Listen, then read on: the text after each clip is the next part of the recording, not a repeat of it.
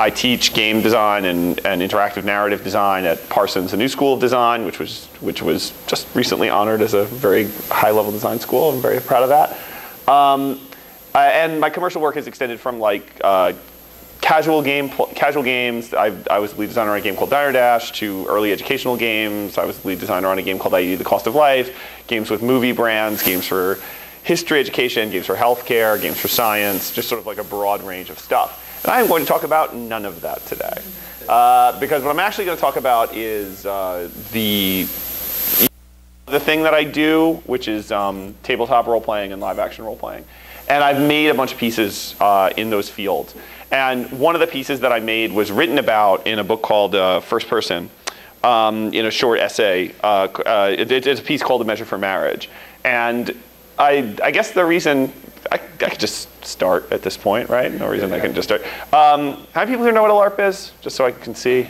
Everybody, almost everybody. Okay, great. So I'm going to do it very quickly, so you don't need to know much more than this. A LARP is effectively like an improv theater experience, except that everybody who's participating, their only goal is to play their character and there's no audience. That's the loosest definition I can give. So if you've done anything like Dungeons & Dragons, it's kind of like Dungeons & Dragons, except that you don't sit around a table, you dress like your character, you wander around in real space in real time. There are techniques that will transform that, so it's not always like literally one-to-one relationships between everything. But the key thing is that it's an embodied experience that takes place in the world. And so I've done a bunch of that stuff, and what I want to talk about today is one of those pieces. So this is Greg Mochia, and this at the time was Tammy Myers. And these were two gamer friends of mine who I role-played with for a long time in a LARP that I ran. And at one point, after that LARP was over, Greg approached me because he wanted to propose to Tammy. And this is a big deal because we were all in the same circle. But he wanted to do it through a LARP because they were LARPers, and that's like how they thought. And so he thought it would be really cool to do a LARP around this. Now, this was a really interesting challenge for me as a designer because for a lot of reasons, but like the primary one that I thought about as a designer who's way too academic about it is that LARPs, if you Google LARP right now, this is the kind of image you get. And while I'm not talking about fantasy, particularly LARPs, there's something about LARPs that I think is really interesting, which is that they take place in fantasy world. Not necessarily fantasy like this, although I think this image is a good one to represent like how deep the fantasy gets. But one of the things about LARPs is that they very, very, very often do not connect to the real world. They are designed to be safe spaces that are not the real world. You don't explore your identity through them directly. Like they're all supposed to be experimentation spaces. And that I think is really interesting to think about from the perspective of this LARP. Because if you think about the requirements that I was under, they kind of run against this in a way. And that's what I really want to talk about today, is how they ran against it and how I designed for those. So the requirements, just to make sure we're all clear. Greg has to be able to propose to Tammy. If that doesn't happen, it doesn't work. She's supposed to say yes. I grilled Greg on that. Is she going to say yes? Like he told me she would. But also, but it has to happen, right? The game has to get there. But it still has to be a fun game for 16 people. So there's going to be 16 players in this thing because Greg wanted all of our friends to be there. And the game has to actually work. That means there has to be agency, people have to make decisions. In a LARP, that means they have to control the story to some extent. So I have to make sure that this happens despite the fact that this also has to happen. Because if 14 people think the game was terrible and 2 people got married at the end, I don't think I succeeded. And that means everybody has to get a story, right? Everyone actually has to have their own story to make this work. The game has to last about 4 hours. This is just sort of LARP principle in my mind. If LARPs that last less than 2 hours don't really work, you never really get into your character. That's not totally true, but I find that to be the case. And I don't want it to go much more than 4 hours, so I put 4 hours as my milestone for how long this would take. There's a reason why, which I'll talk about later. It has to end with the proposal. And almost nobody can actually know the proposal is going to happen. Because when I talked to other LARP designers about this, they told me I was crazy because someone was going to screw it up for being nervous. So I actually kept it a secret from almost everybody. One NPC and one player knew. The NPC knew because he had to, and the player knew because he wasn't going to show up. And I basically told him, you're going to ruin Greg's wedding if you don't show up. And that was the only way I could make sure he made it. All right, so the title for this talk comes from an idea that was floated most popularly in a book of Austin's writings called How to Do Things with Words. And Austin, in Meditating on Language, comes up with an idea. Sorry, I always do philosophy in these things. That's my background. That's how I do well plays. He comes up with an idea of another function of language that had not really been discussed in detail before Austin started talking about it. And it's the idea of a performative utterance. It's the idea that language doesn't always describe or question or express emotion. Language can actually do things. Like language can actually do something. I can say something and have it happen. The obvious example, because of what we're talking about, is a wedding. Like if I basically say, I vow to marry you in whatever form that takes, I'd change the world. Like that statement changed the world. But it doesn't have to be that grand. We could also think about something like an apology, right? An apology changes the world. Like I basically put myself in an inferior position to you automatically and expressed something that wasn't just my own expression of guilt. It was a deliverance of a promise to you that I wouldn't do that again, that I recognize my fault. And so in that relationship, I've made a change just by saying that statement. And of course, if you think about media as impact-driven, you want to think about the possibility of performative play. Can play do that? Could I play something and have something change? Could I change the world just through an act of play? And that's problematic. It's problematic because theories of games don't really like this. If we think about the idea of a magic circle, which is kind of an invention that was born out of Homo ludens, it's the idea that a game takes place in a special space, right? That space is moved away from everything else that goes on. And that has a lot of gameplay purposes. In a sport, it's typically used to define the area in which the sport takes place. So a fan sitting on the outside of a football game can't grab the ball and throw it in and have that be illegal play. Right? We want to know that the game is in a subscribed area that's going to be basically sacred in his terms. But it has a larger ramification when you think about how games work as ideas. We don't want games to have deep meaning in the world. When they do, we don't play. If the game doesn't feel different than life, if I'm suddenly thinking about money, or I'm suddenly thinking about my social reputation, or I'm suddenly thinking about my relationships as fragile things, or heaven forbid, the game has a consequence that's really important to my life, I don't play the same way anymore. I'm suddenly thinking about it. If I told you how well you play Tetris determines how many kids don't die from cancer, you are not going to play Tetris the way you would normally play Tetris. You're going to take Tetris a lot more seriously. And what you're not going to do is have fun, because you're not going to think about Tetris as fun. You're going to instrumentalize it. This is even true at the level of gambling. There's a reason why they give you poker chips when you play poker.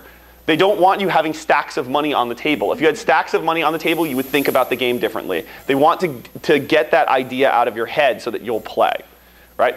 So games are problematic this way. How do you make something that's going to actually have this serious purpose and have it work? To do this, I came up with a game called A Measure for Marriage. A Measure for Marriage is a Shakespearean comedy, right? It's got the tropes of Shakespearean comedy to it, because the nice thing about a Shakespearean comedy, anybody, it ends with a marriage, right? So it kind of worked out perfectly. I told every player this up front, by the way. Everyone knew it was a Shakespearean comedy when they started. It also has like secret identities, mismatched lovers, comedy ensues, crazy chaos, people do silly, stupid things. Thought all that was what I wanted. I told players that up front.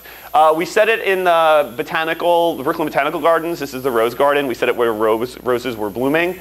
So it was in July. We wanted big pink hearts over everything. Everything. This whole game should be about love. There's a little gazebo in the center that was where the game ended. And as players showed up, they were basically given roles. So roles are at the heart of how the game worked, and I want to take a moment to describe that. So these are the actual sheets that players got. So everybody got a bunch of information about themselves. They also got rules, which I'm going to talk about in a second. But mostly they got character sheets. And the character sheets were divided into two types. There were nobles and there were attendants. Every noble had an attendant. The nobles were coupled into marriages that were not good. They were just miserable political marriages that had to happen.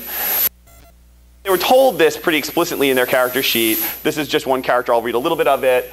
Oh, I didn't switch this so you can actually see it. I have to drag it over. That's why. So you can see here, unfortunately, during the alliance negotiations, it was suggested that perhaps the main would like to secure a long-lasting friendship by means of marriage, specifically to Mariness Bianca of Trigian. domain was taken by Bianca's beauty, but after spending a little time with her, he discovered that she has no passion or appreciation for any art or form, let alone that of battle. But since one of the terms of the alliance was that if the marriage does not go through, Carano's screwed, he has to go through the marriage, and it appears destined to be passionless and political. Right? So all of the character sheets who were nobles got a sheet that looked like that basically said, you have to marry this person for some reason, but you kind of don't like them, and you really wish you didn't have to do this. And that was sort of the setup of the game. And each of the attendants got a sort of slightly different plot that gave them an ability to think about their relationship to their noble in a particular way. The game starts with, they have these sheets, they don't know what's going on. And the king, this guy here, Dimitri Detsaridis, who, by the way, sold area code to Zynga, if you want some neat factoid, played the king, Orsino, who was in a very loving marriage, but his wife died about a year ago from a tragic illness. And he comes back to the kingdom for the first time and invites everyone there to tell them that he knows all their marriages are shams, none of them love each other, and he's not going to let marriage go through because it's an insult to the love that he felt for his wife. And so, no marriages are going to happen in the kingdom. This is, of course, a political nightmare.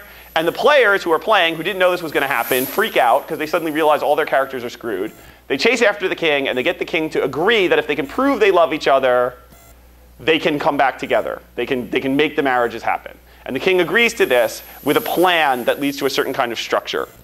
The structure basically looks something like this. The king sends the nobles away and says, I want you to come up with ways to prove to me that you love the person you're supposed to marry. And he gives them ways to do it, vows, songs, whatever. You can't talk to your betrothed because you'll just cheat. Right? You two will clearly collude and come up with something to lie to me. So instead, talk to some other noble. And of course, because this is a Shakespearean comedy, mixed among the other nobles were people that they could fall in love with, who they could figure out their political union with. So it was someone that they actually did like who had land, or someone they did like who had money, or someone they did like who could make the alliance happen. And so as they wandered around, they would find the people they were truly in love with, and the matchmaking would happen. But during that time, they were away from their attendants, because the attendants can't talk to the king. So when the king calls the nobles to prove themselves, the attendants don't come. Otherwise, the attendants are out in the field. And so the game had a structure that looked something like this. There were scenes where the nobles and attendants were together. There were scenes where the nobles were with the king and the attendants were apart, and we just flip-flopped, basically every half an hour. Here's where the rules came in a really important way.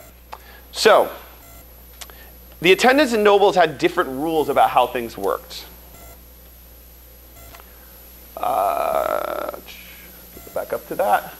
So the rules of etiquette were established as like very important structures that they couldn't break.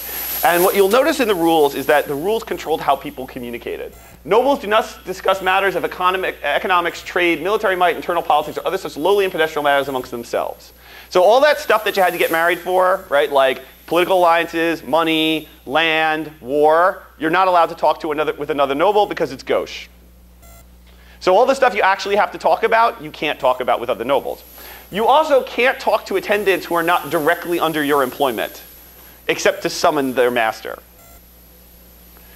So basically, the only person you can talk to about anything of importance is your. But if you look at the attendants, oh, and by the way, a noble is a person of honor. Any hint of disloyalty or fidelity is beneath one's station and severely frowned upon. So saying you're not going to marry the person you were supposed to marry in public, very bad. Attendants have different rules. Attendants can't talk to any nobles except the person who's their master. But attendants can say anything to their master. And attendants can say anything to other attendants. So what does that do? Well, that means that if Noble 1 wants to talk to Noble 2 about getting married, not allowed. Noble 1 also can't talk to Noble. Can't do it. So to get that conversation to happen, talk to Attendant 1. Attendant 1 has to talk to Attendant 2. Attendant 2 has to talk to Noble 2. And then to reverse that chain, we have to go back the other way. Does that make sense? Here's the catch. The nobles and attendants alternate when they're together. So every one of those exchanges you saw actually can't happen in sequence. They have to be broken by time. Because if the attendants aren't around, you can't talk to your attendant. And if your attendant's with you, the attendant can't go talk to another attendant. So the game moves through a set of phases that basically look like this. Nobles and attendants can talk to each other. Attendants can then talk. Then we go back to nobles in attendance, and we repeat. What does that do? It means that any plot that has to resolve in the game, finding out that the lover's lost prince is actually among the servants, figuring out that the evil advisor who the ingenue is supposed to marry actually blackmailed his guards to trying to kill the lost prince, is what has happened in the past. And now there are machinations at work that can free him, but only if the guards can be blackmailed to betray their master. All of these couples want to get married and have to find the person to marry. And all of that stuff can happen, but it can only happen in this sequencing.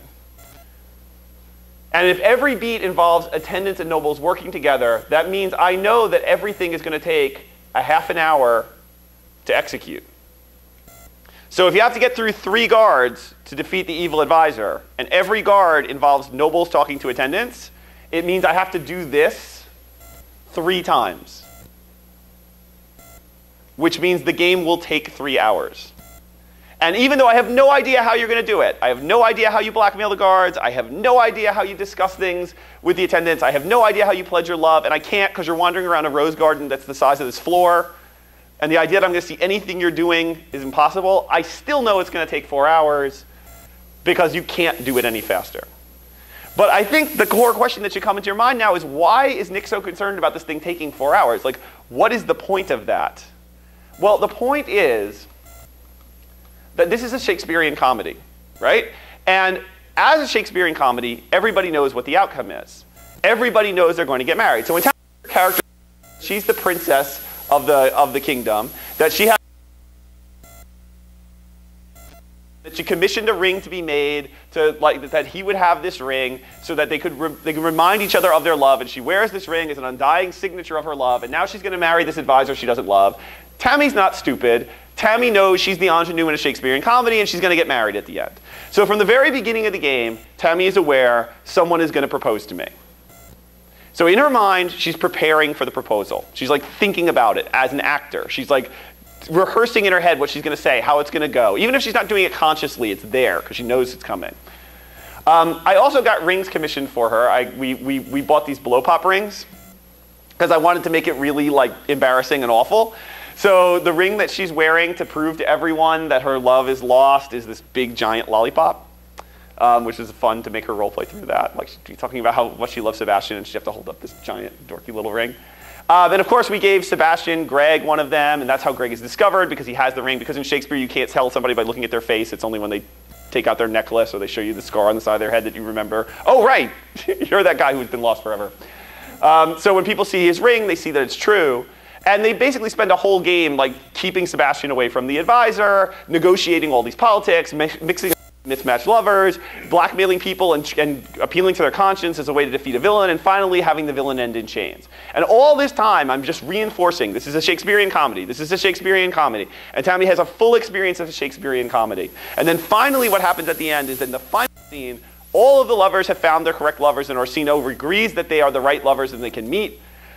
Frederick's evil has been revealed, that he's dragged away in chains, and finally Sebastian, the real prince, can stand for it. But the king doesn't recognize him because he hasn't shown the ring yet.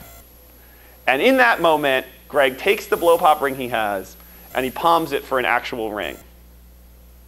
And so instead of Sebastian proposing to Mariana, Greg breaks character and proposes to Tammy. Tammy knew this was going to happen. She's been playing in a Shakespearean comedy for 4 hours. All the emotions have been heightened in the sense that she knows a proposal is coming and she's had to prepare for this scene. What she has no idea of, though, is that it's an actual proposal. And so the design of the game was effectively to give Tammy a reason to be thinking about getting married for 4 hours without ever telling her she was going to get married. And build an entire structure, a whole world around her of people enjoying the comedy of people getting married, so that when she was proposed to, she could both have the shock and the passion and the surprise of what a marriage proposal always is, with a cultivated base of all of the expectations that a Shakespearean comedy can deliver. And I know it worked for that reason. Thank you.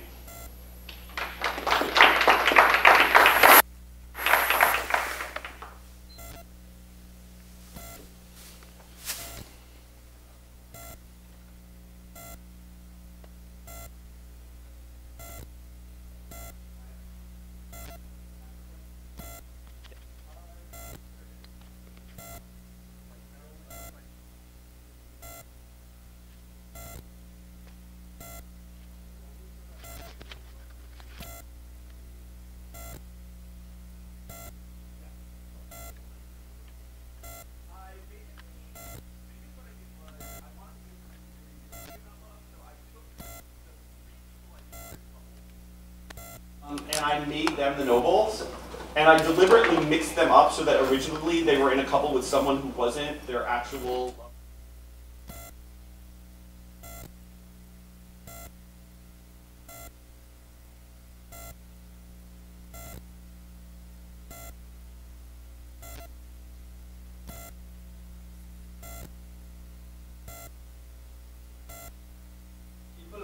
No, nobody knew that. It kind of made sense. Like, Pammy's a really good role player, and she co-ran things like this, so her getting a really important role wasn't weird. And Greg was not obviously the Lost Prince at the beginning, so nobody realized that was happening. He was just like another servant, and he seemed like a really insignificant character. So nobody ended up as... And once people put it together, they were just like, oh, Nick, that's funny. Right? Because everybody else was doing it too, so it didn't occur to Tammy that it would be weird. It's like, oh yeah, I get connected to the person that I'm seeing. It's like everybody's getting connected to the person they're seeing. There was lots of sleight of hand in this. Were you involved in the role plays as well? Or you just yeah, I took the role that I usually take in a LARP, which is I was playing the Seneschal, which is like the top servant, effectively. If you're going to run interactive theater things and LARP things, a really good role to play is a very important servant. The reason why is you can talk to everyone, and everyone will talk to you. But no one will pay any attention to you, and you're basically assumed to be invisible. Because in the context of what being a butler is, you're supposed to be invisible. So as long as you don't draw attention to yourself, nobody cares that you're there. The other thing that I think is really interesting about it, the role, is that oftentimes when you run these events, if people have questions about things, they want to talk to you, and you want to be in a role that embodies that. And so someone summoning like a waiter or a butler or a staff member to ask a question is a totally normal thing to do. So nobody has to break narrative when you basically say like, hey, Pomfy, I need something, and you run over and they're like, what does this mean on my character sheet? It's like, you can keep it completely in narrative until the last beat, which I think is a very effective way to work. I always, whenever I run live action games, I try to find a role like that for myself, so that I don't get in the way of other people's stuff.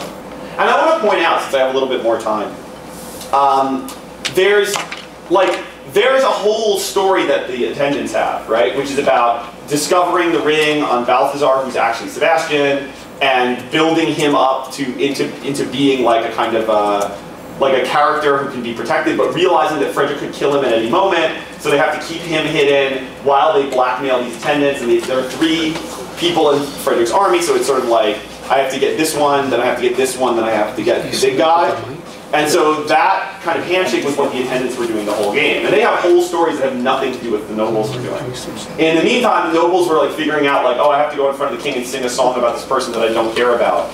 And I want to remind you that the players knew nothing about what they were doing before they showed up. Like, they had no information other than it was a Shakespearean comedy. So when they showed up and they were told, you have to make a vow to this person, they literally had to make that up on the spot. So I was just trying to keep them sort of like slightly humiliated and laughing the whole time. Did you videotape it? No, because LARPs videotape like crap. Like, I'd love to get a good footage of something, but it's like, it's a bunch of people wandering around the Rose Garden. Yeah. Since they were people who were important to the couple, were they all LARPers, or were some people new to this as well? Everybody who was there was a LARPer. Some of her friends who weren't LARPers were very upset afterwards that they weren't a part of it. But I actually think I did it the right way, because a lot of the game, there wasn't a lot of system in the game. Like, it wasn't like the system that I showed you of like the rules of how people talked and how they alternated, that was the core of the game. Like, there were no other rules in the game. Like, they had character sheets that gave them strengths and weaknesses, so it told them, oh, you're good at fighting, but you're bad at talking. But that was just cues for them to play a character. I didn't really care how that went. And the way that things primarily resolved was that the NPCs were coached to like know to give up at the right moment. So the advisors were not players, they were staff that I brought. And I told them, like, you're basically a coward. When someone challenges you on your cowardice, you will fold. Make it fun for them, don't make it easy, but like, give up when you're supposed to give up. And they knew to do that. I think the issue that non-role players would have with this context is that they wouldn't necessarily know how to navigate that space. And so I didn't want to put people in that space and have them just get lost. Now, LARPs don't have to be hardcore that way, right? You can design LARPs that buttress player activity a lot easier, that give players options, that build systems that make it much easier to engage with. And I think the place where live action role playing is going nowadays is actually these more hybrid spaces for non-LARPers that are more supported. But this game, because I knew I was running it for LARPers, I knew I could take advantage of that. And it meant that when I said Shakespearean comedy up front, I knew everybody would be participating in a Shakespearean comedy the right way. So a lot of the weight of this experience was based on the idea that like there were genre expectations, and I wanted to make those genre expectations as strong and as present as possible. Given the importance of the actual key event, did you have a contingency plan in case something did not go via free agency the way you hoped? No, because I was on the ground, so I felt like I could work it. So I showed you that sequence, right? And I basically told you there were 2 plots. The nobles all have to figure out who their correct lovers are and match up and then prove it. And the attendants have to get through the list of advisors that Frederick has to finally bring Frederick down. The Frederick plot worked perfectly. Like the timing was perfect. It was really hard for that to break because the way it basically worked is that the nobles had information about the advisors. So the attendants would talk to the nobles, get the information. They couldn't do anything with it yet. Then the nobles would go away. The attendants would all scurry together and talk about what they found. They put the pieces together. They deal with the advisor, the advisor's henchman. Then they'd find out from the advisor's henchman how to get the next henchman, and then they'd be stuck because the nobles weren't around. They'd wait for the nobles to come back. They'd ask questions, and that would just repeat. So that worked out fine. The problem that happened with the noble lovers plot is that every single person in that game was either an actor or a lit person. And so they looked at the story and they were like, oh, it's a Shakespearean comedy. And they read their sheet, and their sheet said something like, you love like building companies. And this person you're with is a frivolous artist. And if only you could find a man who also loved building companies. And they were like, oh, I get it. I'm supposed to meet somebody else. And they just like immediately started looking around to find who they were supposed to fall in love with. So they jumped about like a full beat ahead, like an hour ahead of that plot than I thought they would. So sometime around the 2nd hour of the game, Dimitri, playing the king, Orsino, is like, Pumphy, I need to speak to you. And he like walks ahead with me. And he gets me a little bit away from him, and he's like, Nick, Jermaine just said he's going to declare war on our country if I don't let him marry the person he wants. So like, okay, and he's like, what do I do? And I'm busy trying to make sure that the players don't like I'm trying to keep track of where Greg is, because Greg's starting to freak out, you know, because he's gonna propose to his girlfriend. So I can't really deal with this right now, so I turn to Dimitri and I say, stall. And I walk away.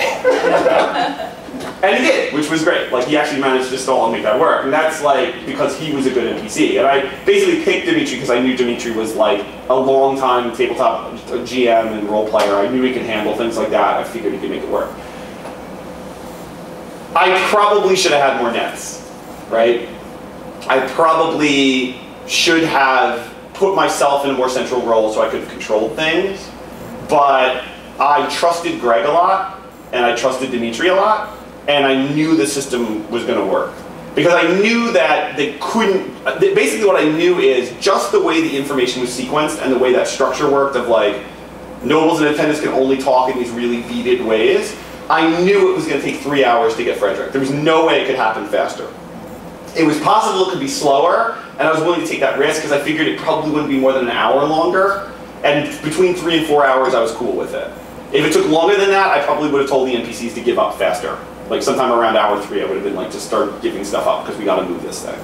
But that's often how you do these things, is you sort of pull the levers as you go. I wouldn't suggest if you're going to try this kind of stuff for the first time, you have that kind of faith, because a lot of that came from years of experience running these things. But the reason why I like talking about this piece is because the system actually was very, very strong in terms of holding these pieces up. And it was strong because it was very simple, right? Like, to get A, you need B. To get C, you need B. You can only get A when 1 and 2 are together. You can only get B when 1 and 2 are apart. Right? That logic is so strong, it just can't be violated. I call that a gate.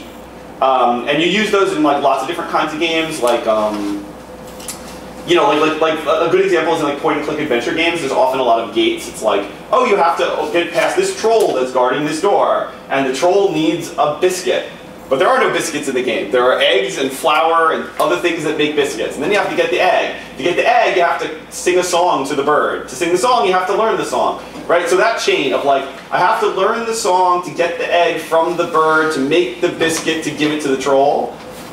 That means that I know there's no way you got to the troll unless you sang the song to the bird. It's just not possible, right, in the system.